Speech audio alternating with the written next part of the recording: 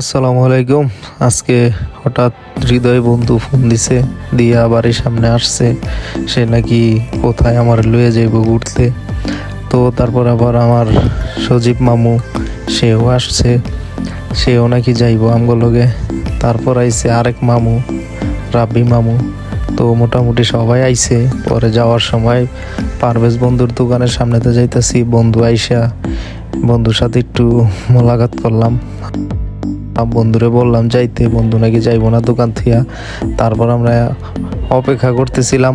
হঠাৎ গাড়িরে তো খাওয়ান লাগে, তো গাড়ির তেল শেষ, গাড়িরে কিছু খাওয়াই নিলাম। রাস্তায় দেখি ফুটবল টুর্নামেন্ট চলতেছে, তো একটু দেখলাম ফুটবল টুর্নামেন্ট খুব ভালো খেলতেছিল। তারপরে চলে গেলাম প্রকৃতির মাঝে।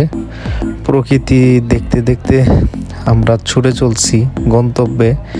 যাইতে যাইতে আইসা বললাম এই পাগলা ঘোষ নাকি নামক একটা মিষ্টির দোকান।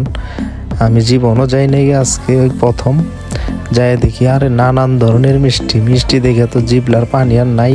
এর মধ্যে এই যে কি বলে এটারে, মালাই চপ না কি, ওইটা দিয়েছে। সবাই বইলাম খাইবার লেগা। তো খামু কি ভিডিওর জ্বালায় তো আর থাকা পারি না, খাইলাম আর কি, অনেক মজাই লাগছে।